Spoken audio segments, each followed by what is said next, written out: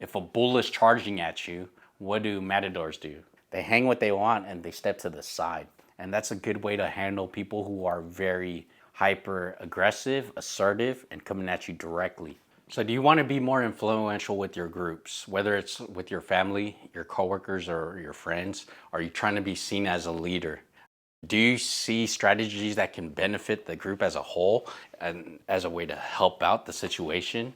Here's some strategies that you could do. First of all, you don't need to be as outgoing or eloquent of a speaker as what most people think you need to be seen as a strong leader. You could use several communication techniques so you could come off as more confident, capable, and caring.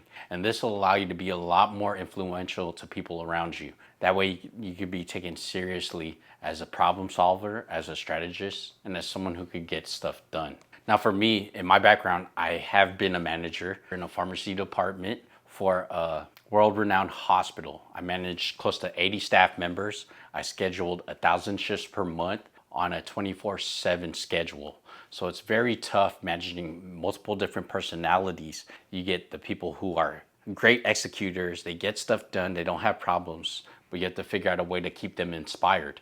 You also have the middle of the group who are there that get the work done, but they're not sure where they want to go into the next level. And so you got to find a way to have them aspire to be better. And then you also have that 10% at the bottom that give you all the frustrations, all the headaches, and you want to figure out a way for them to actually just be present, engaged, and help contribute to the team.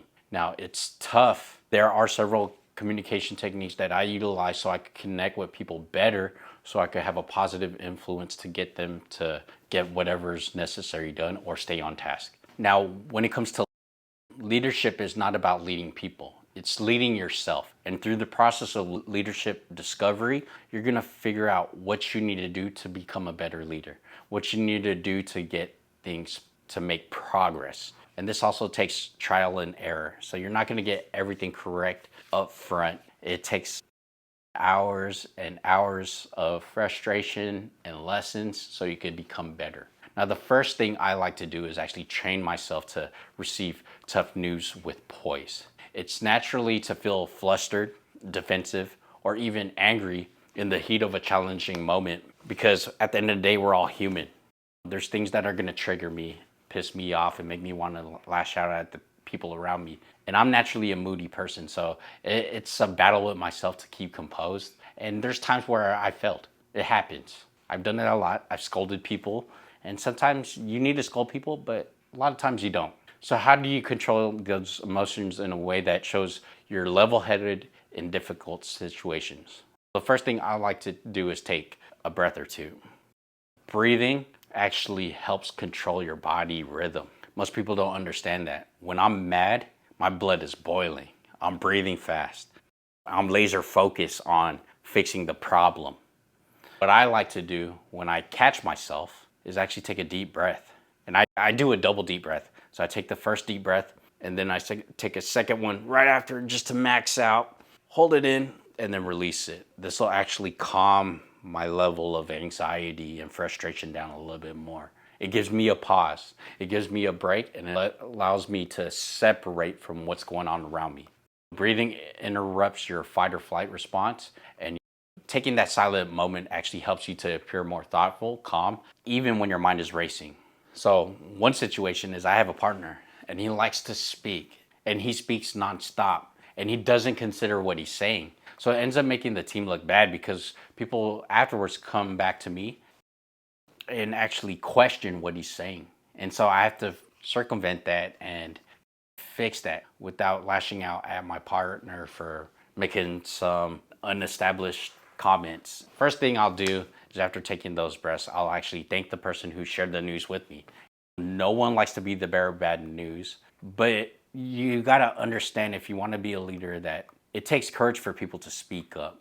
And most people are not gonna be comfortable. They're afraid to share, but at the same time, you're naturally gonna be afraid to hear uncomfortable truths. So if you need it, ask for more time to process the situation. In a perfect world, you'd be able to troubleshoot in the moment. But if you struggle to think on your feet, call a timeout. Take a deep breath. Take a pause. Never rush that decision and never pop off at the mouth immediately because it's gonna bite you in the butt later. And I've done that so many times. And never confuse taking a pause with indecisiveness. The best leaders are self-aware and they can catch themselves in the moment of being frustrated and they can readjust as necessary to leave a positive impact. Pausing just gives you space to think. You're not thinking with your emotion, you actually give yourself time to think logically and practically so you could make the wisest decision for your crew. Now, the thing you could also do is speak with enthusiasm, inject expression, and emphasize your voice. Being subtle and soft is good in certain moments when it's a very somber moment, but there's times when you need to just there's going to be times when you want to utilize strong communication so you get your point across. One thing you got to remember is don't match fire with fire. So if someone's yelling, you may not want to fire and pop off right away. That'll just frustrate the moment even more and piss off the other person. And if you want to influence them, you want to just take a sidestep approach, right? If a bull is charging at you, what do matadors do? They hang what they want and they step to the side. And that's a good way to handle people who are very hyper aggressive, assertive, and coming at you directly. Whereas other people, if they're a little bit softer, you got to match them out. Be a little bit softer, be a little bit more empathetic, take time to listen more. Typically, the ones that are softer spoken, they're naturally introverts. So it's very difficult for them to communicate what they're feeling and what they're thinking. So you have to approach it with a lot of empathy and understanding. One thing I actually do to actually be more authoritative in my communication is actually to slow down and emphasize key words and phrases. When you get to core of an idea or a significant fact, figure, or detail, slow down. Take the time to clearly think about what you're going to use before resuming your normal pace. That way, they know there's something specific about this that needs to be listened to. And after you make an important point, give people time to reflect for a quick second. Sometimes silence is more powerful than filler words. See what I mean? And then match your tone with the meaning of certain words. If you're using excited, you don't want to be excited. If you want to express excitement for a new idea, look, this is exciting. Jump into it. Use your body, get your body into it too. That way people know you're fully engaged with what you guys are talking about. Especially if someone presents an idea and it sounds really good. It's good to show excitement, show positivity, reinforce their idea, and ask them how they could expand on it and make it grow, make it be something even bigger. Or if you're describing something challenging, change your voice to show that it's hard to comprehend, to understand. When it comes to speaking, you want to use your active voice and you don't want to use your passive voice. When I talk about active voice, it's saying we did, or in some situations, if it was just you, I did. Or if it's the crew, we did. The reason why is you want to take accountability. When you always show you're willing to take accountability, people will know you as someone reliable. And that gives you a lot of influence and power and makes you seen as a leader. Whereas if you're passive, then it seems like it's cause and effect. There was no one in charge of the situation, and these are the results. For example, the marketing material was released on Tuesday and it increased sales by 15%. That doesn't mean jack shit, but if you say, me and the team came with a campaign that we released on Tuesday and reinforced on Thursday, and it added 15% to the bottom line. Now it shows that your team is taking full charge of the marketing piece of what it is. Or even if it's with family. Oh, we were late because of some external factor. That doesn't mean jack shit. But if you say, you know what, we screwed up, we were late, we didn't manage our time properly, at least you take accountability and people will still maintain respect for you. And the biggest thing I notice about this conversation right here, this style of speaking, is the difference between people pleasers and go-getters. People pleasers tend to just say what's needed done to make other people feel happy temporarily, whereas go-getters, they take full accountability. So if you want to be seen as a go-getter, be accountable, be responsible. There's nothing wrong with that. You can't be a leader without accountability. They go hand in hand together. You can't separate the two. There's no such thing. And if someone says it is, then that means they're a horrible leader. They'll take all the credit from you and they'll actually blame you for all the things that go wrong. Good leaders, they always accept the mistake. Nothing ever goes to plan. And so accepting mistakes is just part of the game. Nothing's perfect. No one's perfect. Another thing you could do to be seen as a strong leader is to show curiosity. When you're curious about problem solving and you're curious about solutions to problems, you actually are optimistic. So people know you that no matter what happens, you're going to be able to figure out a way to get around an issue. And being vulnerable to a certain degree means transparency. Now, you don't want to be fully, totally vulnerable because now you're going to look like a simp, and you don't want that at all. But you do want to share what went well, what went wrong, and what you learned. You don't necessarily want to share all your emotions about it. It'll kill your credibility instantly. But do acknowledge your limitations and try to find people who have the skill set that you're weak in. It'll give someone the opportunity to shine and grow. But when you mention your limitations, don't be so candid that you cause people to question your capabilities. Be sure to include what you will do to find out what you don't know and recover from any issues. Being vulnerable actually creates humanity. It actually makes you seen as an actual person, and they respect you more as an individual and as a human. And if they don't, then those are the narcissists. We'll get into that in another video, and I'll tag that video down below, but feel free to take a look. But after all that, when you're having your one-on-one conversations, I think one of the best things you could do is give someone your undivided attention. Turn off your phones, turn off your computer, and just be present. Look in the person's eyes, talk to them. You might seem like it's not a big issue to send a quick text during a meeting with someone, but it actually shows that you're dismissive to what they're thinking and feeling.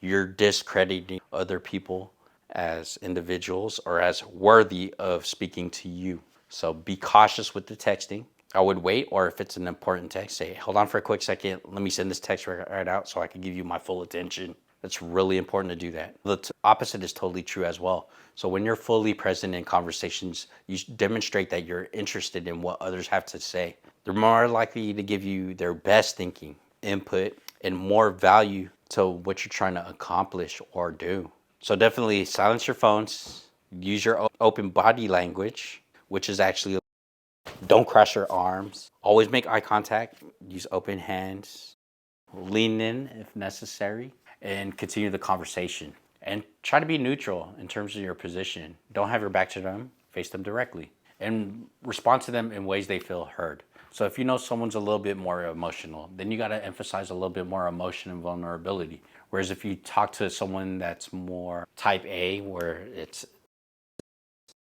this itemized out, then definitely you want to just hit the bullet points with them.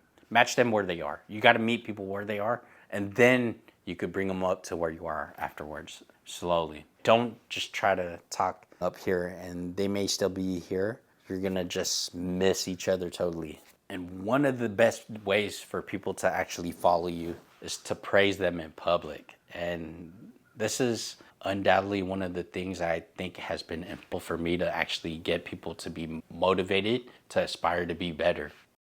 When you give someone public recognition, you're giving them their props.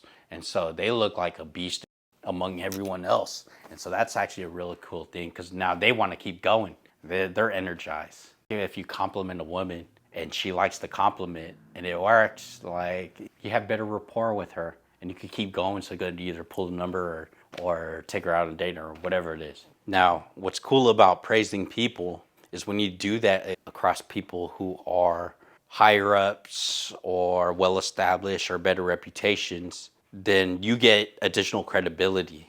You actually get the credibility of being able to identify talent, to harness it, and to put them perfectly in a system so they could thrive and the system is a success or whatever you're trying to accomplish. And definitely be detailed about the win. Don't just say, oh, great job, Steve, or great job, Leo. Actually say, hey, you did a great job on this task because it helped save this much time in another area, or it saved the customer 10 minutes of frustration. You actually went above and beyond what you're supposed to do, and it came out with a satisfactory result. And it's the same thing with project updates. Focus on the outcomes, figure out what were the results. Anytime you complete something, you got to be results oriented, which means whether it worked or it didn't work, either way, The results is feedback, and it's going to tell you exactly what you need to do moving forward so you could actually be more successful and more efficient in the future.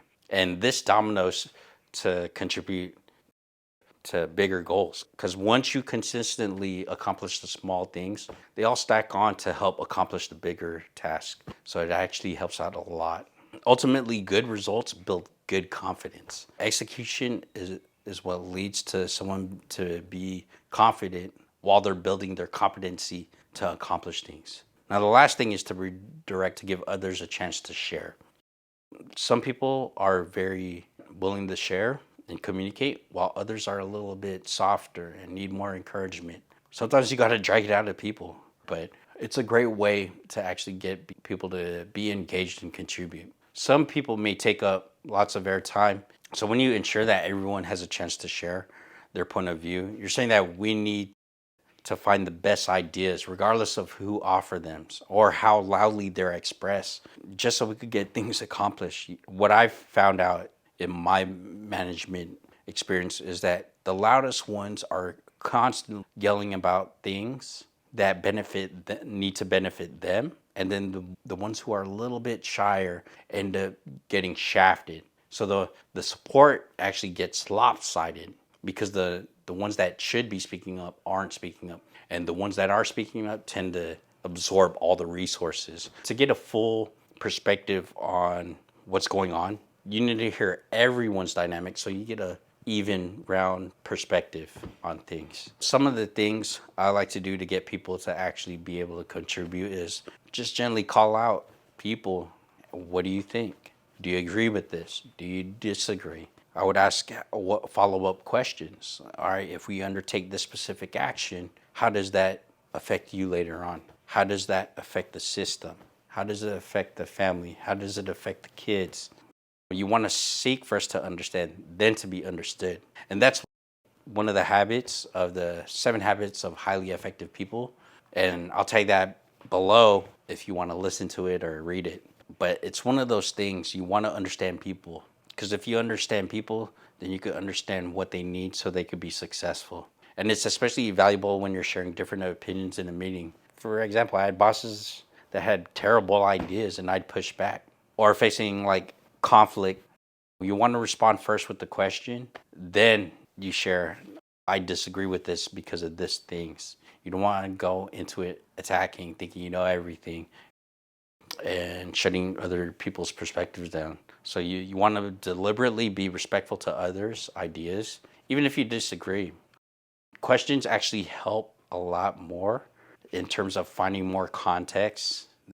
When you ask more questions, you look more graceful when you're bringing up issues. So it actually helps out. Now, if you want to hear more, definitely subscribe and like.